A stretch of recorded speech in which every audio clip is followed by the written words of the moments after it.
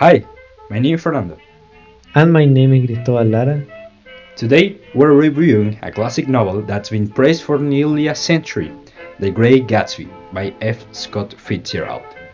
It's a story full of mystery, glamour, heartbreak, and one of the most unforgettable characters in literature. So let's dive right in. The novel takes place in the summer of 1922. It's told through the eyes of Nick Carraway, a Yale graduate who moves to West Egg, a wealthy neighborhood on Long Island. Nick rents a small house next to a huge mansion, the home of Jay Gatsby, a mysterious millionaire who throws parties every weekend. Yet no one really knows who he is or where his money comes from. As Nick gets drawn into Gatsby's world, he discovers that Gatsby is in love with Daisy Buchanan, Nick's cousin, and has spent years building his fortune just to impress her. The catch? Daisy is married to Tom Buchanan, a rich, arrogant man who doesn't take anyone's feelings seriously, not even his own wife's.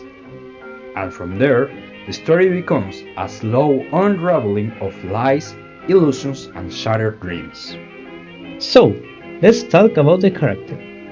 First, Gatsby. He's rich, he's charming, and he's chasing a dream that's slowly destroying him. He's fascinating because he's both admirable and tragic. He's built his whole life around a fantasy, which is winning back Daisy. Then there's Daisy.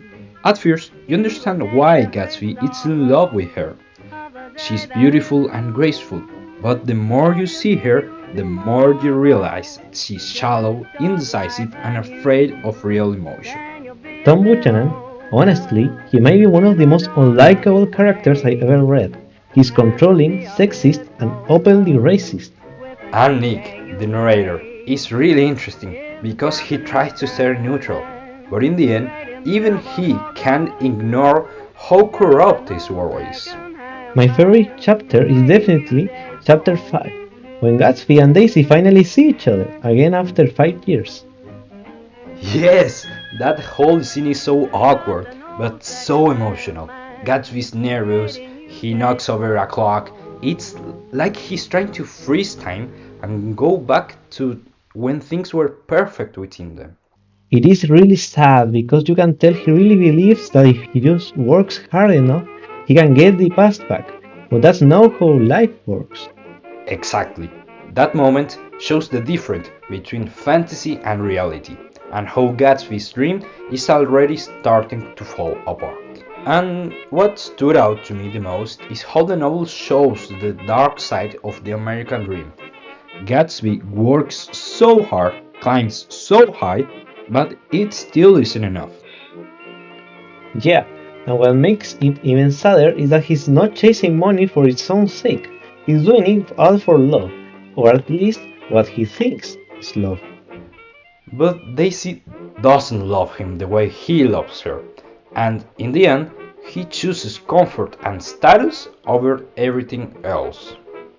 Yeah, it made me think about how dangerous it is to idealize people, or to live in the past. Gatsby spent his whole life chasing a memory that was never real. And the way Fitzgerald writes all this, the metaphors, the colors, the symbolism, it's also poetic.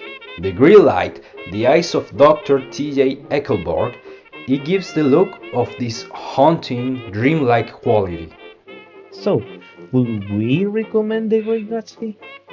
Absolutely. It's a short read, but it leaves a huge impression. It's stylish, tragic, and full of meaning. Even after almost 100 years, it still feels incredibly relevant. Thank you so much for watching our review. We hope it helped you understand the book a little better and maybe even inspire you to read it yourself. And that's all. See you in the next time.